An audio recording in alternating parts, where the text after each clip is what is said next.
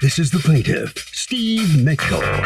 He says he purchased a truck from the defendant, and when he went to register it, he was told he couldn't because there was a lien on it. The defendant said he would take care of it, but hasn't, and he's suing him for the $3,200 he paid the crook.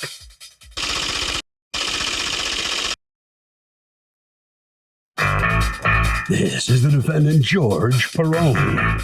He says he told the plaintiff he was selling the truck for parts only because he didn't have any paperwork on it. Now the guy says there's a lien on it and he knows nothing about a lien, so he owes zero. He's accused of selling a bad truck.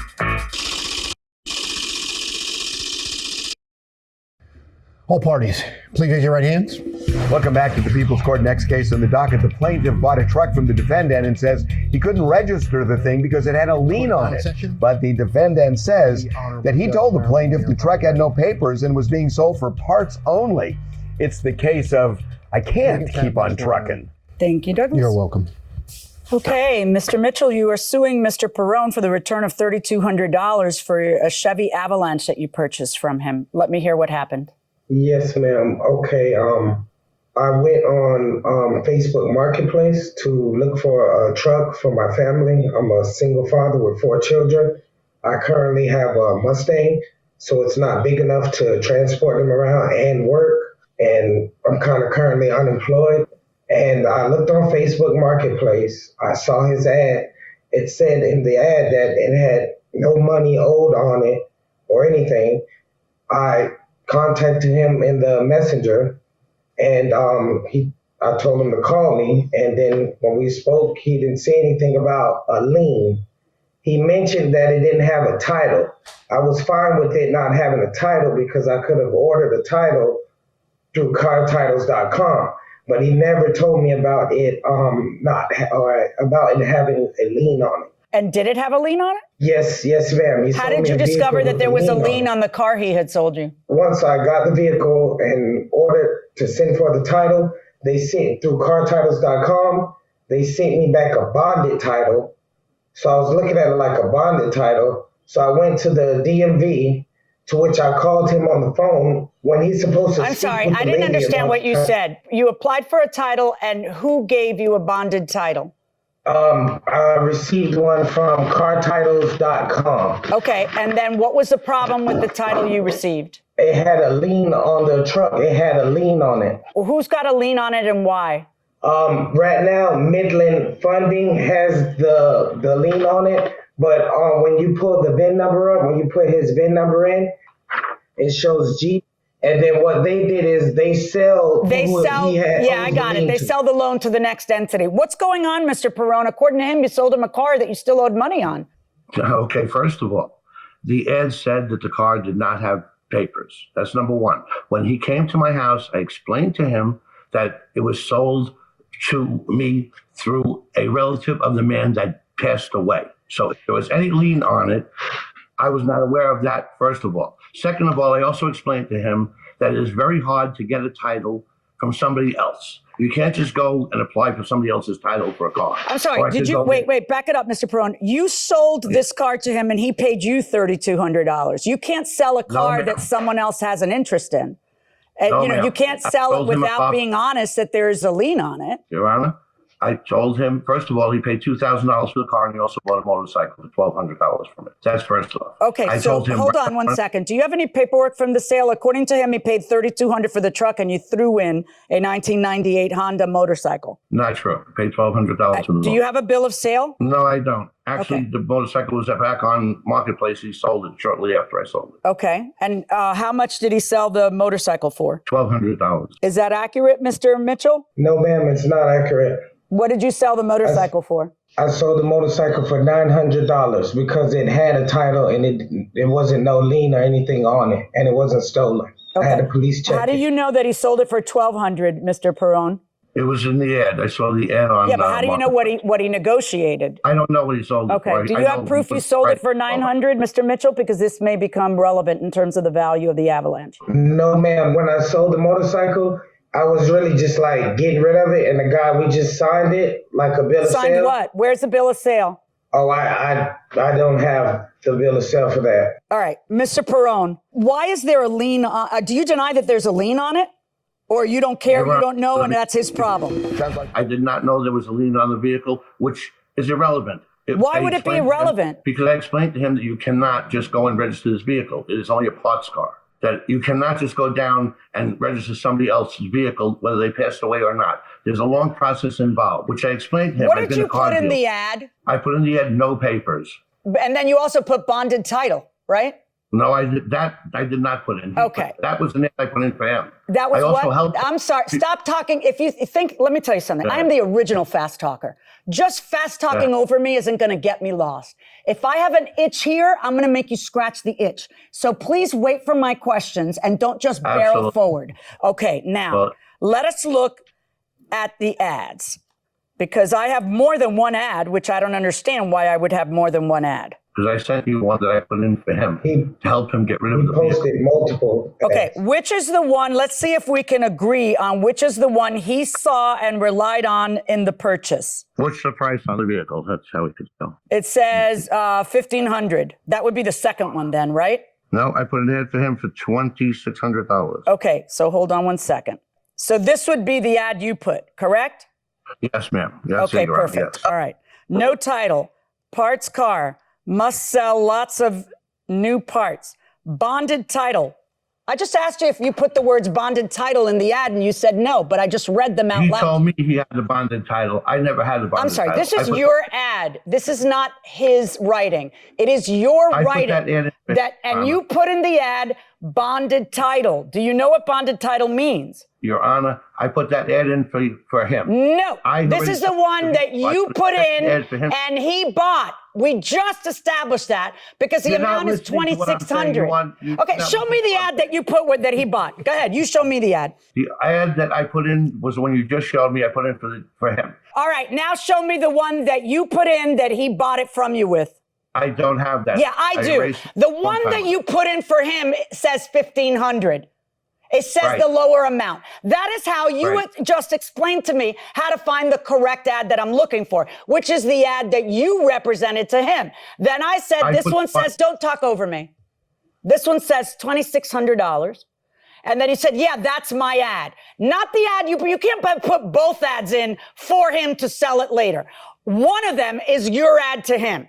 We established that the one for $2,600 is the ad you put in, all on your lonesome. You put the words in, has nothing to do with him. And what are the words that are in there? The words bonded title. That is for him. No, that ad is for him. Okay, now you're going to need to show. All right, you can't have it both ways. So if this is the one you put, stop. If this is the one you put in for him, you're telling me that you put in an ad to try to resell it when he brought up the problem. So what are you going to do? Kick it down the road and give this lien problem to another person? And that you put it in as $2,600 the second time around. It's not a lien problem, ma'am. It's a vehicle that is a parts car. Did you hear what Mr. Perone, once again, I'm going to need you to listen to my question because it's very simple. There are two ads in evidence. One says $2,600. Right. And the other one says $1,500. Why are there two ads? Correct. Okay. The $1,500 ad is the original ad that I put in to sell the vehicle. Okay, let's do it your way. Now, the $1,500 ad, because now we've established that the $2,600 one doesn't have a good history behind it. So let's see what the $1,500 one has. No papers, you can get title. Why are you saying you can get title? You can. Right, unless there's a lien, then you got a problem. Because if there's a lien, you can't sell a car that without telling him, hey, by the way, you're going to pay me and then you're going to pay this other guy if you really want it because somebody still owes the other guy. Now, let me ask you a question, Mr. Mitchell. The lien is in whose name? From what I'm understanding, it's in Mr. Perone's name. How do you understand that? What makes you understand that? Because he claims he was selling it for someone else. I contacted funding where they said the lien was. Were they trying to collect on a separate debt and therefore they put a lien on your car, Mr. Perone? Ma'am, the car was never my car. I never had a lien on the car. It was not. Was the car ever in your name? Yes or no? It was not in my name, no. Do you owe someone money who then discovered you possessed a car and then tried to put a lien on it? No. All right. No. All right. So I need to see the paperwork that you have, Mr. Mitchell, that tells you that it's Mr. Perone who has the lien? I'm just curious. I only have it by contacting them over Is the it verbal phone. or do you have When it in I put- writing? Is it verbal or do you have it in writing? I had it in verbal, and I even I'm not had interested him in on the verbal. phone I with don't them. want to hear you flap your gums about what somebody else flapped their gums to you on. I can't trust that. When you went to DMV tells you that they cannot give you, you can't get a title because there's a lien on it. And the evidence of the lien you've introduced to the court. When you contact the defendant and tell him, hey, there's a problem because there's a lien on the vehicle, what does he say? Oh, he says, "Oh, okay, I'll fix it up. Just go to the DMV and call me, or I'll come up there and we'll resolve it all," because he didn't want me to bring him to court. Right, and then what happened? Well, I went to the DMV like he told me to. I called him and got him on the phone to try to clear it up with the woman, and he still hung up the phone and then ghosted me. They So could where's only the tell car me now? he had the lien. It's right here in my yard, ma'am. Mr. Perone, when both of the ads, one says bonded title and the other one says you can get a title, and we know you can't because there's a lien on it, why is it that he can't come back and say, well, give me my money back, I'll give you your truck back, I can't use this? Because both ads say, one says bonded title and the other one says you'll be able to get a title. So one of those are your ad. So why isn't it right? The first one I told him, when he came to me, I explained to him how it would have to be done. Either through a tow truck company or a salvage company. You have to advertise for 10 days. It's a long process to get the title. It can be none done. of that is in any It's of very your hard to ads. do on None your- of that is in any of your ads. I explained to him when he came to my house. Did he Until sit his around girlfriend telling called you me. you have to go through a salvage company, Mr. Mitchell? You'll have to do this. You'll have to jump that hurdle. You'll have to jump the other hurdle. No, ma'am. Okay. No, ma'am. Definitely not. I told him that when he got blinded by was getting a $10,000 car for $2,000. I explained to him it was not that What he easy. got was a big I was headache that he's positive not able to years, register, and I that know he's how it not can able be to get a done. title to, even though both ads say you'll be able to get a title. One says, and the other one says bonded title. That's even worse. That He means said he had a that bonded I title. will insure you against any problem with the title. That's what the words bonded Now, title mean. If you listen to the rest If of the you will story, listen, it'll explain it. here's what happened. You put in an ad for $2,600, right? Because he didn't. Yes. Right. And the $2,600 ad says the words bonded title. Then he gets Yes, it, and you tell him, oh, wait, there's a lien. No, that won't be a problem. Don't worry about it. We'll clear that up. But apparently it is a problem. So now he has a car which has one warranty. The only warranty in an as-is sale is, hey, it's a car, right? Like I'll be able to. You're not hearing the full story. I'm hearing it. I just don't like what I'm hearing. No, you're not. Yeah. You came to So my house, if we it spoke says about I this. have no papers, cool. You're not supposed to turn over a title because you made it very clear you have no papers. But when both ads, pick your favorite, because you put one of those two, not for him to sell it later. One of them was your advertisement. One says bonded title. The other one says you'll be able to get a title. Then that means that you are saying, you'll be able to get a title. Don't worry. So this whole parts thing, you could say that all you want, but when you advertise you'll be able to get a title, you get a better price. See? So you don't get to say that and then there's no way the man can get a title because there's a lien.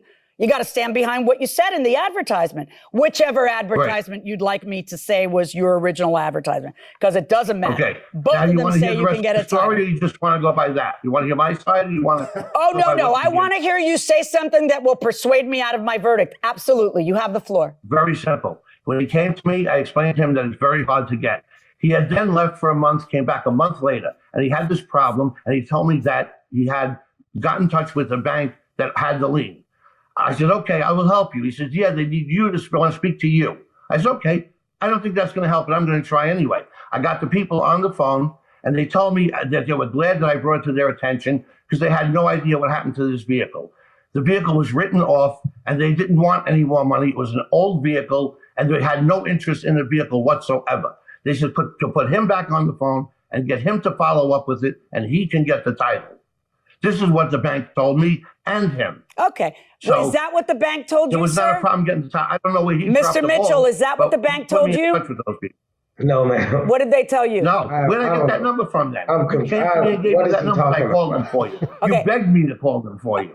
I told you. I I'm was sorry. going You to- said the if bank you told had him your that. girlfriend Did you bumbling, place the you call, get Mr. hurt. Perone, I or was did trying to Mr. help you. Mitchell You place and the your call? girlfriend both hurt. Mr. Perone, stop just You told me to barreling correct through. myself It's not and going to called help me a your piece of case. garbage. and I was just trying to help you. You need to stop talking. If there was a total of $3,200 paid and Mr. Mitchell does not have any proof of what he sold it for, which he should have when he's here, all right, I'm going to go by the Blue Book value of the motorcycle. And the Blue Book value is $1,000. So that means that of the $3,200, the Blue Book, the motorcycle would have represented 1,000 of it. So that leaves $2,200 for the Avalanche. I'm going to order Mr. Perone to return to you the $2,200, and you have to return the Avalanche to Mr. Perone. Officer McIntosh will make those arrangements outside with you folks now. That's my verdict. Good luck, gentlemen.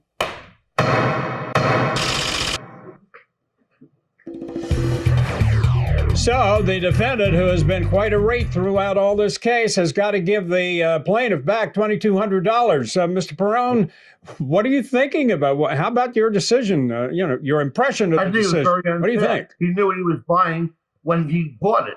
I didn't twist his arm to buy the vehicle. Meanwhile, he's got the car, and God knows what he did with it. And he could have sold it 15 times. Because he had 1 million people call him to buy it. For parts. Well, you get the car back, by the way.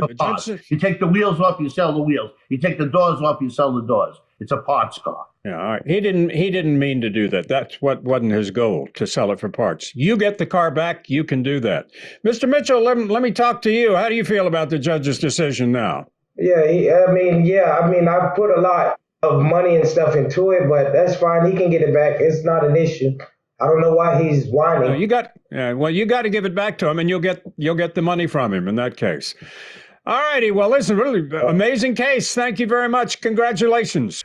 Okay, Doug. Well, look, the judge made it clear the defendant defrauded the plaintiff. We know that now.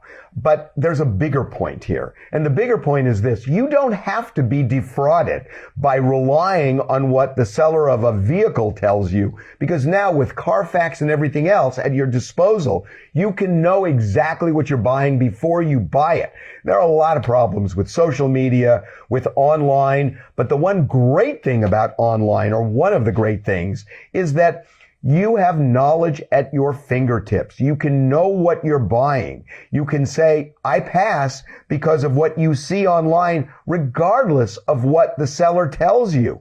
The sellers should become irrelevant at that point when it comes to buying a vehicle, because the better thing and the better way of going is to look for yourself and know exactly what you're buying before you buy it. Now that recreational marijuana is legal in certain states, can you file a lawsuit involving marijuana? Well, I'm not sure. That's a very broad question, so I'm not sure exactly what they're asking. If they're asking about their right to smoke or consume. Let's assume it means you want to sue somebody because they're smoking marijuana in public and you don't like it, even though it's legal in your state. Well, here's the thing. There's still, even though a lot of states have legalized it, there could still be zones and areas where you're still not allowed to do it. Like in Colorado, there's certainly zones where you can't openly consume. Right. And we know that because your cousin is the mayor of Vail. Right. And he tells us all about litigation and stuff. And he's kind of told us about this as it progressed over the years. So it's been very interesting. When they were going to legalize it in Colorado, and then when they did legalize it in Colorado, in cities like Vail and these ski towns had to make decisions about, are we going to have it sold in our town? Are we going to allow it to be consumed in our town openly versus privately in your home, or et cetera? Just because it's legal doesn't mean you can't end up regulated. In court. Yeah, you could end up. It's still regulated. Right. We regulate alcohol. That's legal. We regulate tobacco. We regulate marijuana to a certain extent. So yes, you could still end up in litigation. Right. That'll do it today. We'll see you tomorrow on the People's Court.